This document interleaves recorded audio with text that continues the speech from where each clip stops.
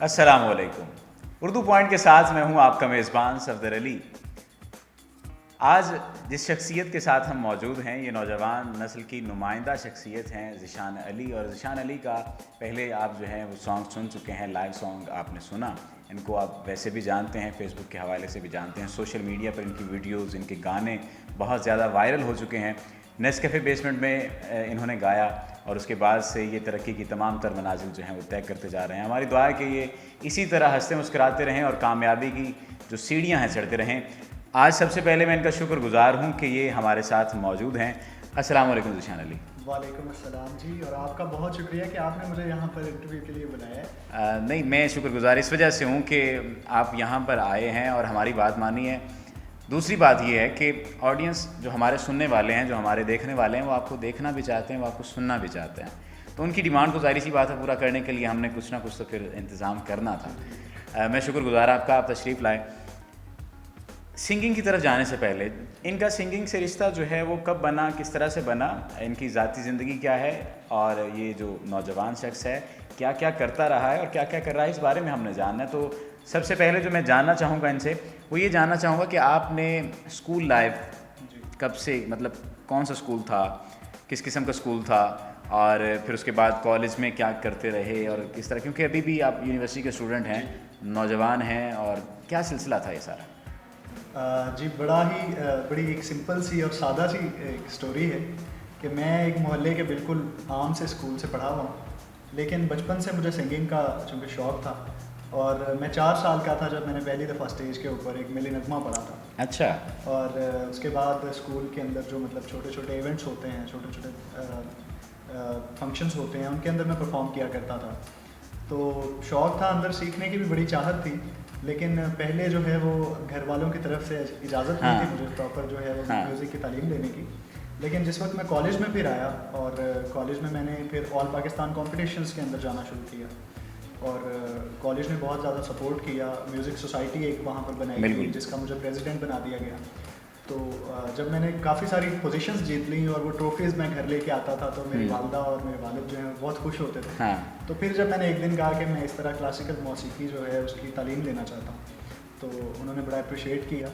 वो पहले भी सॉफ्ट कॉर्नर रखते थे, लेकिन जब वो ट्रॉफीज सामने आई, जब उन्होंने देख लिया कि बच्चे में कुछ दम है, तो जब मेरे टीचर्स उनको कहा करते थे कि जी आपका बेटा जो है वो हमारे लिए बायसे फ़ख्र है और हमारे कॉलेज का जो है वो नाम रोशन कर रहा है जाके, तो वो जो उनके दिल में मतलब एक जगह थी, वो मज़ीद उनको ये हुआ कि हम इसे। यहाँ पे मैं एक बात आपकी बात काट के ऑडियंस से यही बात कहना चाहूँगा कि अगर आप तरक्की करना चाहते हैं या किसी भी मंजिल पे जाना चाहते हैं, किसी रास्ते पर हैं और उस मंजिल के दरमियान में, उस मंजिल के रास्ते में आपके घर वाले रोड़े अटका रहे हैं, यानी वो चाहते हैं कि आप इस रास्ते पर ना चलें, उसके लिए सादा सा हल है कि आप उसे लगन के साथ करें, मेहनत के साथ करें और अपने घर वालों के सामने, अपने दोस्त अहबाब के सामने साबित कर दें कि जनाब आप इस काबिल हैं और कुछ कर सकते हैं। हम बात कर रहे थे आपकी ट्रॉफीज़ की, कितनी ट्रॉफीज़ हैं, क्या क्या करते रहे, सिंगिंग के अलावा क्या मशागिल था? जी, सिंगिंग म्यूज़िक के अलावा मैंने नात के अंदर कॉम्पिटिशन्स लड़े ऑल पाकिस्तान, और बड़ी एक ज़बरदस्त कहानी है। जब मुझे प्रॉपर इजाज़त मिली म्यूज़िक की तो वो इस तरह से है कि एक ऑल पाकिस्तान नातिया कॉम्पिटिशन हुआ जिसके अंदर मैंने पार्टिसिपेट किया और मैं वहाँ नात पढ़ के आ गया वापस, क्योंकि मुझे उम्मीद नहीं थी कि शायद मैं यहाँ पर जीत सकता हूँ, क्योंकि नात पढ़ना एक बहुत मुश्किल जो है वो काम है। तो मैं नात पढ़ के जब आ गया तो मुझे पढ़ के वहाँ आना था जहाँ पर एक मिली नगमे का कंपटीशन चल रहा था। मैंने वो मिली नगमे का कंपटीशन लड़ा और मेरी वहाँ से फर्स्ट पोजीशन आई। तो मुझे कॉल आई कि जहाँ आप नात पढ़ के आए हैं वहाँ से भी आपकी फर्स्ट पोजीशन आ चुकी है और आपका उम्रे का टिकट जो है वो इनाम माशाल्लाह दिया जाएगा। तो मतलब ये जाहिर है कि मेरी वो जो कैफियत ही तब्दील बयान नहीं किया जा सकता। तो मैं वहाँ से उम्रे का टिकट जब लेने गया तो वो मैंने अपनी वालदा को उम्रे पे भेजा।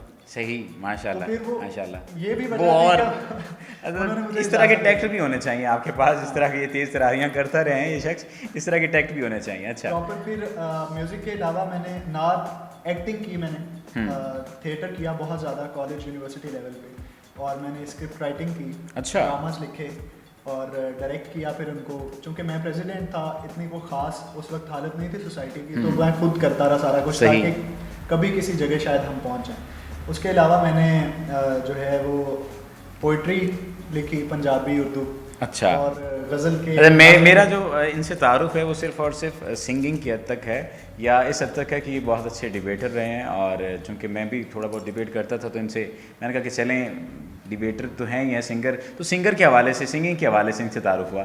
आज पता चला जनाब कि ड्रामेटिक्स भी और शायरी भी और सब कुछ, यानी हमा जहत हमा पहलू शख्सियत हैं आप। बिल्कुल, मेरा ये मानना है कि जो एक आर्टिस्ट जो होता है ना जी, वो उसके अंदर तमाम जो होती हैं ना वो क्वालिटीज़ होती हैं। यानी एक पेंटर जो है वो समझ सकता है कि म्यूज़िक क्या होता है, बिल्कुल क्योंकि इट्स ऑल अबाउट फीलिंग्स। बिल्कुल। और ये सारा चीज़ जो है ना, आर्टिस्ट के अंदर सब कुछ होता है, वो सब कुछ समझता है, लेकिन बाज़ दफ़ा उसे इम्प्लीमेंट नहीं कर पाता हर बिल्कुल। जगह पे। लेकिन मैंने ये कोशिश की करने की, डिबेट्स की, नात पढ़ी, लिखा, और उसके अलावा कंपेयरिंग वगैरह की, होस्ट करता अच्छा, ऐसा रहा। कोई काम जो इस हवाले से आपने छोड़ा हो, कोई मतलब जो है जिस तरह को करिकुलर एक्टिविटीज़ में से कोई ऐसा काम जो आप कहते हो कि ये मैंने काम नहीं किया? मतलब लोग नॉर्मली सवाल ये किया जाता है कि कौन कौन सा काम किया, ज़िशान अली से सवाल ये कर रहे हैं कि ऐसा कौन सा काम है जो कि आपने छोड़ा हो। अच्छा, मैं आपको मज़े की बात बताऊं कि ये तो सारी मतलब को करिकुलर जी। हो गई ना, मैंने एक्स्ट्रा करिकुलर को भी नहीं छोड़ा। मेरा जो कॉलेज में एडमिशन हुआ उस वक्त स्पोर्ट्स बेस पे मेरा एडमिशन हुआ था, और सुन मैं लीजिए। ताइक्वांडो कराटे खेला करता था, और मैंने काफ़ी नेशनल कॉम्पिटिशन्स भी विन किए। तो माशाल्लाह। एज अ स्पोर्ट्समैन मेरा एडमिशन हुआ था, उसके बाद मुझे आप स्कॉलरशिप। प्रेसिडेंट बन के निकले फिर हाँ, को president करिकुलर बन के सोसाइटी के। निकला। तो इस तरह से ये सफ़र चलता रहा। अच्छा जी, खैर हमारे पास और भी सवालात हैं और भी बहुत सारी चीज़ें हैं, लेकिन आपने बताया कि आपने स्टार्ट किया जनाब नातिया कंपटीशन से, जी बिल्कुल। तो ज़िक्र जो है वो लाजमी है। बेशक। नात का कोई एक जो है शेर अगर आप सुना जी, जी, सकें तो। बिल्कुल, बिल्कुल।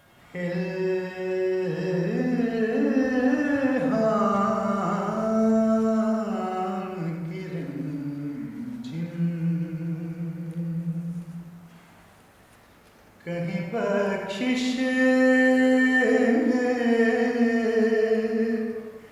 की घटा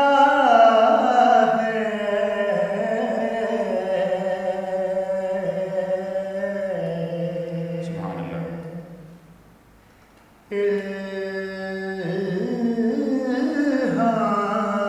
इल्हाम की रिमझिम, वाह, सुभान अल्लाह।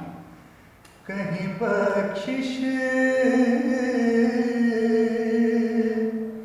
की घटा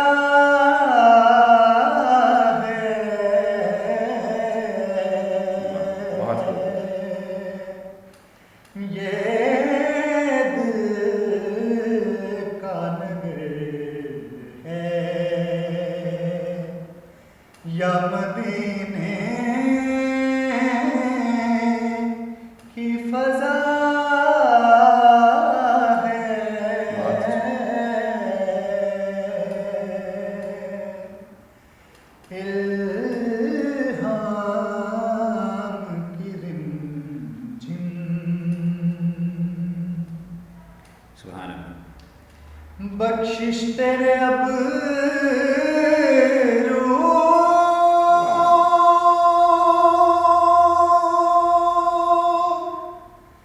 की तरफ देख रही है,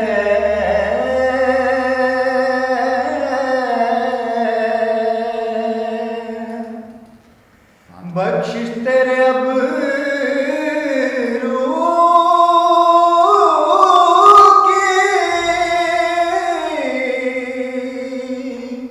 की तरफ देख रही है,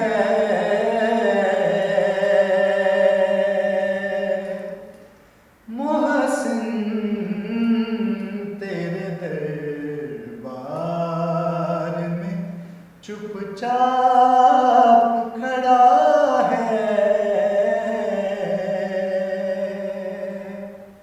मोहसिन तेरे दरबार में चुपचाप खड़ा वाह, सुभान अल्लाह। है, इल्हाम की रिमझिम। मोहसिन तेरे दरबार में चुपचाप खड़ा है। क्या क्या खूबसूरत कलाम है कि मोहसिन नकवी का ये कलाम कि मोहसिन तेरे दरबार में चुपचाप खड़ा है, मकते का ये शेर, और फिर ज़िशान अली की खूबसूरत आवाज़, फिर नात है। अच्छा ज़िशान, ये नात का सिलसिला, नात से जब आपने शुरू किया तो लाजमी तौर पर जो नात पढ़ता है जो शख्स, और पहले ही उसे शाबाश मिल जाए, पहली ही दफ़ा में वो पहला बन जाए, तो फिर वो आखिरी लोगों में से तो आ नहीं सकता, वो आखिरी लोगों में से तो हो नहीं सकता। आपने डिबेट्स किए, आपने ड्रामेटिक्स में जो है पार्टिसिपेट किया, कितने मेडल्स हैं या कितने आपके पास अवार्ड्स हैं, गिनती है कोई इस हवाले से? जी बिल्कुल, ये तकरीबन 2 हफ्ते पहले ही मेरे 300 अवार्ड्स जो हैं वो मुकम्मल हुए। माशाल्लाह माशाल्लाह, 300 अवार्ड्स आपके को करिकुलर एक्टिविटीज़ के हवाले से। जी बिल्कुल, ठीक है। 300 अवार्ड्स जो ऑल पाकिस्तान कॉम्पिटिशन्स हमारे मुल्क में अच्छा, यूनिवर्सिटी लेवल पे ये बात याद रहे कि ऑल पाकिस्तान यूनिवर्सिटी लेवल पे जो मुकाबला जात हुए 300 जो है, अभी गुज़श्ता 2 हफ्ते जो हैं पहले इन्होंने बता रहे हैं कि गिनती की है, और तब जाके इनके जो है वो 300 आप कह सकते हैं हिंसा क्रॉस हुआ। ये करते हुए क्या समझते हैं किसका सबसे ज़्यादा अहम किरदार है? काफ़ी सारे लोगों का अहम किरदार है, जैसे, लेकिन ये तो ऑब्वियस सी बात है कि सबसे पहला जो इसके अंदर हक है शुक्रिया अदा करने का मेरी तरफ से, वो अल्लाह ताला की ज़ात के बाद मेरे घर वाले हैं, मेरे पेरेंट्स हैं, मेरी वालदा हैं, मेरे वालिद हैं। उसके अलावा मेरे दोस्त अहबाब और जो मुझे आप जैसे दोस्त मिले तो दोस्तों ने बहुत ज़्यादा इनकरेज किया और मदद भी की। जब आपको दोस्त आपके अप्रिशिएट करते हैं, आपको वो दाद देते हैं आपके टैलेंट की, तो आपके अंदर एक जज्बा जो है ना, वो मेरा ख्याल है कि होता है कि आप और मेहनत करें। बिल्कुल। और जो है वो मैंने की और अल्हम्दुलिल्लाह कर रहा हूँ। माशाल्लाह, अल्लाह ताला इसी तरह से तरक्की देता है कि अगर आप मेहनत करते रहें तो लाजमी तौर पर मेहनत का सिला जो है वो ज़ात बारी ताला जो है वो दिया करती है, और मेहनत का फल हमेशा जो है वो मीठा और अच्छा ही हुआ करता है। अब बूस्ट कहाँ से मिला? मतलब जो असल चीज़ है, जो हमारा जो असल क्वेश्चन है वो ये था कि ड्रामेटिक्स तो आपने किया, सब कुछ किया, को करिकुलर एक्टिविटीज़ भी, एक्स्ट्रा भी, स्टडी भी, सब कुछ साथ चलता रहा, लेकिन आपकी अपनी शख्सियत को जहाँ से लगे कि ले भाई अब मैं ऊपर की जानिब जा रहा हूँ, कब मिला? जी, एहसास तो होता रहता है जब बंदा कोई छोटा सा कंपटीशन भी जीतता है, विन करता है, तो बंदे को एहसास होता है कि हाँ यार शायद मैं मतलब है कि चल रहा हूँ उस तरफ जो मेरी मंजिल है। तो लेकिन जो एक बाकायदा तौर पे मुझे एहसास हुआ कि हाँ इस वक्त मैंने जो है वो वाकई ही एक कदम जो है वो लिया है अपनी मंजिल की तरफ, और ये एक बड़ा कदम है। तो वो बल्कि मैं शुक्रिया भी अदा करना चाहूँगा जुल्फ़ी भाई का, जुल्फ़कार जब्बार खान साहब का, माशाल्लाह, कि जिन्होंने मुझे चांस दिया नेस्कैफे बेसमेंट सीज़न 4 में। और वहाँ पर जब मेरा जो गाना आया उसकी वजह से इतनी ज़्यादा पज़ीराई मिली और लोगों ने इतनी मोहब्बत की कि मुझे वाकई एहसास हुआ कि हाँ ये मेरी मंजिल की तरफ वाकई एक बड़ा कदम था। और वहाँ से मुझे जो है वो मतलब वो जो आपको मोहब्बत मिली उस हवाले से वो कह सकते हैं कि एक मिसरा, आखिरी मिसरा मैं पढ़ूँगा, पहला मिसरा आप उसे पढ़ेंगे कि ये मेरा रिज़्क है और आसमां से आता है। मुझे कमी नहीं होती कभी मोहब्बत में, ये मेरा रिज़्क है और आसमां से आता है। मुझे कमी नहीं होती मोहब्बत में, ये मेरा रिज़्क है और आसमां से आता है। ज़ीशान अली, बूस्ट मिला नेस्कैफ़े से, तो नेस्कैफ़े में कौन सा गाना गाया था या क्या सिलसिला था वो पहले बताइए, फिर हमें गा के सुनाइए।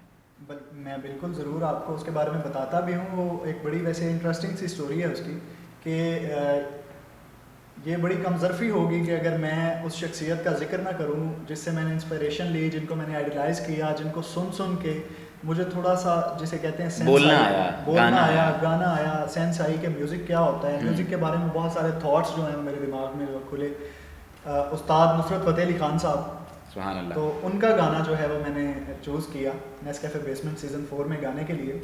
और वो गाना पंजाबी का बड़ा खूबसूरत एक जो है वो कलाम है, बेसिकली वो सूफ़ी कलाम है।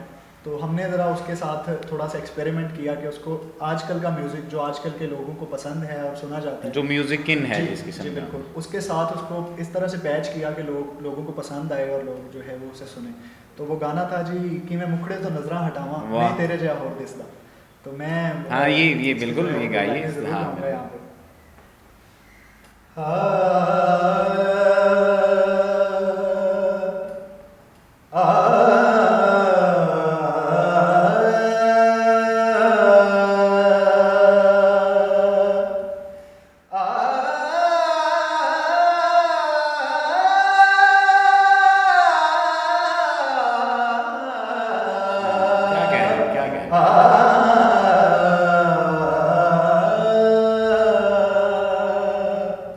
सारे मबदा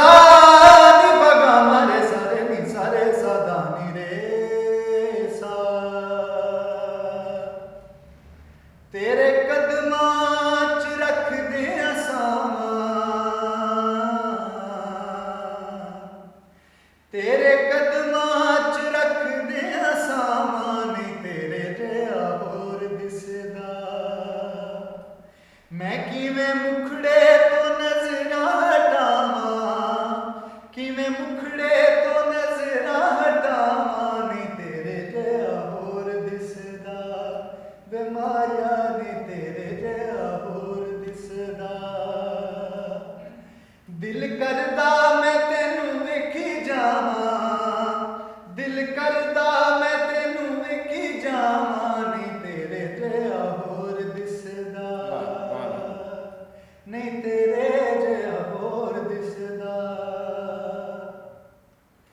तेरियां उड़ीकां विच जिंद मुक चलीए वेख ले निमाणी तेरे बिना मर चलीए सारे बाबा दा नी भागा मरे सदा नी रे सा दा नी रे सा दा नी रे सा तेरियां उड़ीकां विच जिंद मुक चलीए वेख ले निमाणी तेरे बिना मर चलीए वेख ले निमाणी तेरे बिना मर चली तू जे आवें तैनू सीने नाल लावां तू जे आवें तैनू सीने नाल लावां नी तेरे जिहा होर दिसदा वे माया नी तेरे जिहा होर दिसदा मैं किवें मुखड़े तो नजरां हटावां किवें मुखड़े तो नजरां हटावां नी तेरे जिहा होर दिसदा वे माया नी तेरे जिहा होर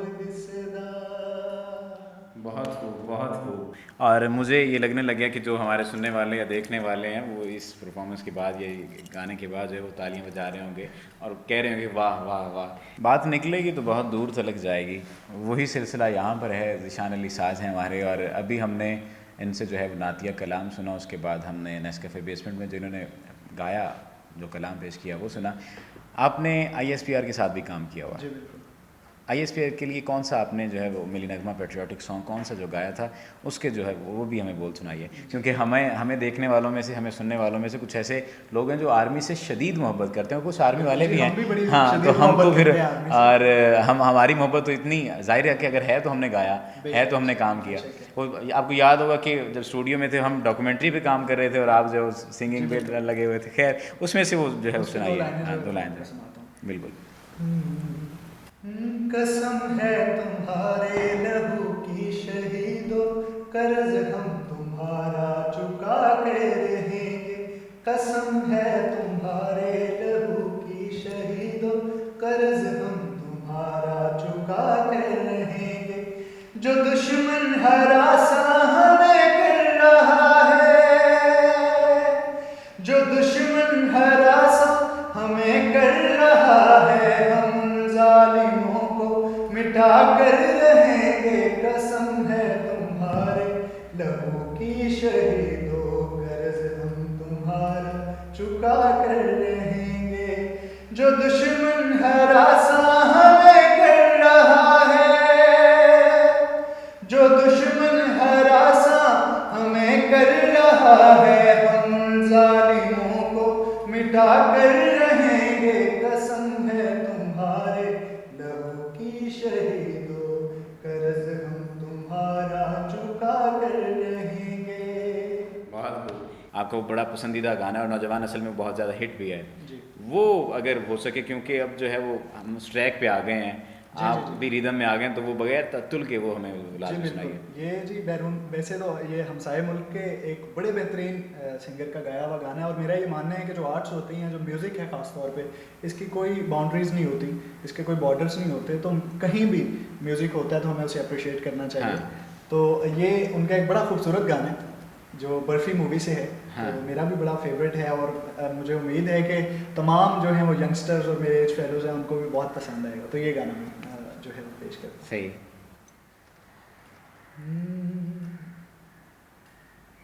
फिर ले आया दिल मजबूर क्या कीजिए रास ना आए, रहना दूर क्या कीजिए दिल कह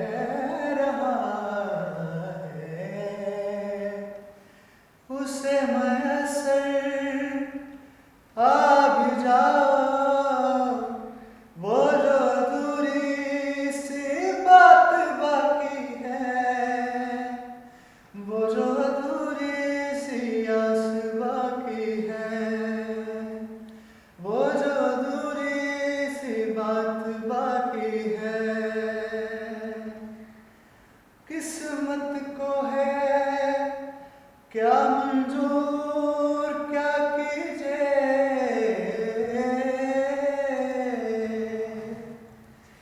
किस्मत को है क्या मंजूर, क्या कीजिए, किस्मत को है क्या मंजूर, क्या कीजिए, मिलते रहे हम बादस्तूर, क्या कीजिए, दिल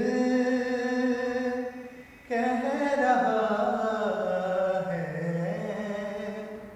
उसे मुकम्मल कर दिया, वो जो अधूरी सी बात बाकी है, वो जो अधूरी सी आस बाकी है, वो जो अधूरी सी बात बाकी है।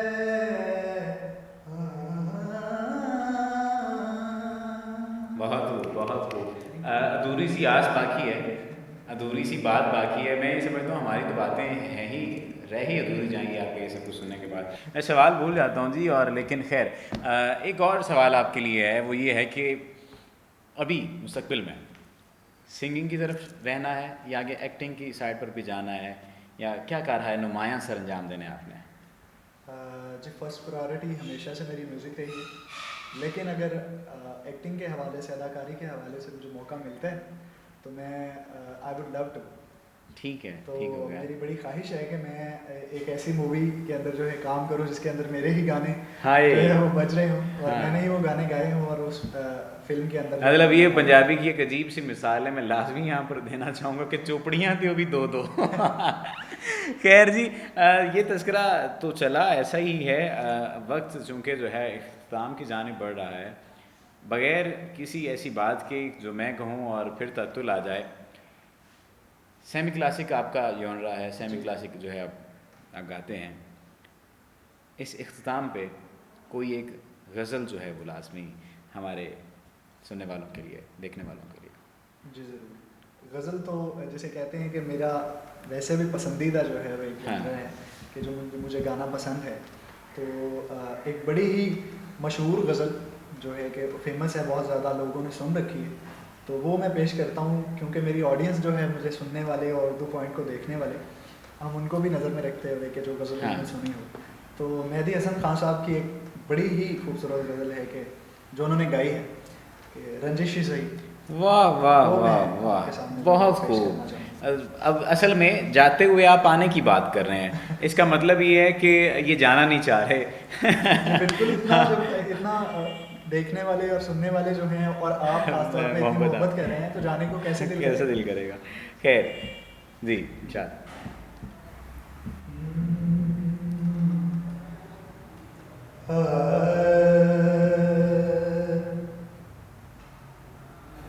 रंजिशी सही, वाह वाह,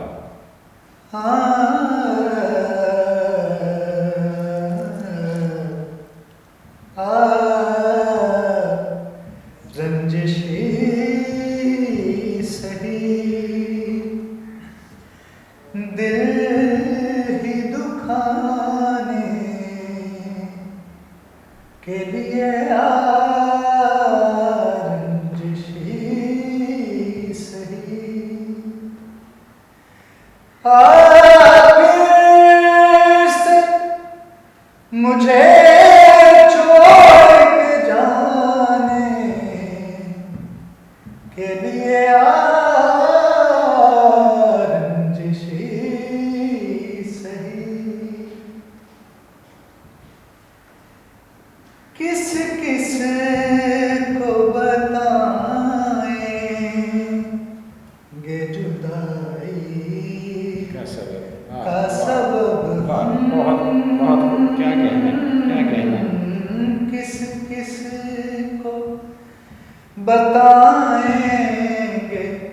जुदाई का सबब हम किस किस को बताएंगे, जुदाई का सबब हम। तू मुझे से खफा है तो ज़माने के लिए रंजिशी सही, ऐसे तो सभी ने वाह, बहुत खूब। मुझे बदनाम किया है, ऐसे तो सभी ने मुझे बदनाम किया है, ऐसे तो सभी ने मुझे बदनाम किया है। तू भी कोई इल्जाम लगाने के लिए रंजिशी सही, क्या कहेंगे, क्या कहेंगे? दिल ही दुखाने के लिए रंजिशी सही,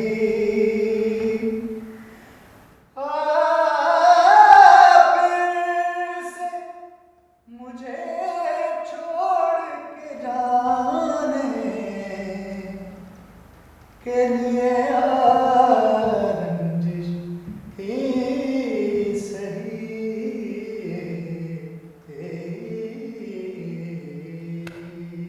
बहुत खूब, बहुत खूब। और मुझे तो ये लगने लग गया है कि रंजिश ही सही, दिल ही दुखाने के लिए आ फिर से मुझे छोड़ के जाने के लिए आ। ये सुनने के बाद वो गैर मरई सा किरदार जो कि कभी आया ही नहीं, जो कि आना भी चाहे तो नहीं आ पाता, मुआशरे के हालात और वो सब कुछ, अगर वो ये सुन लेगा तो सुनने के बाद उसे जैसे भी दौड़ना पड़ेगा वो दौड़ेगा। वो क्या है कि तू सद के वेख में भजदी आसा जुत्ती पावा दे काफिर आखी, वही वाला मामला अब हो जाएगा कि अगर ये सुन ले तो वो जुत्ती भी नहीं पाई जानी है। खैर, आज हमारे साथ मौजूद थे ज़ीशान अली, मौजूद हैं और अल्लाह ताला से दुआ है कि ये मौजूद रहें, इसी तरह हमारे कानों में रस घोलते रहें, मोहब्बत की बात करते रहें, मोहब्बत फैलाते रहें और अक़वाम आलम में पाकिस्तान का नाम रोशन करें।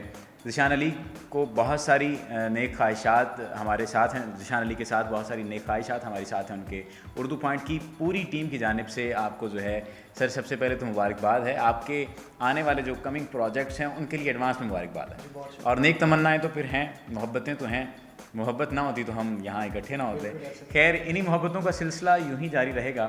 Programme meet with the star जो कि उर्दू पॉइंट का एक सेगमेंट है जिसमें हम आपको मुख्तलिफ स्टार्स से मिलवाते हैं। आज ज़ीशान अली को आपने सुना, देखा, इनके बारे में आपकी क्या राय है और पाकिस्तानी टैलेंट के बारे में आपकी क्या राय है, कमेंट्स में आप हमें बता सकते हैं।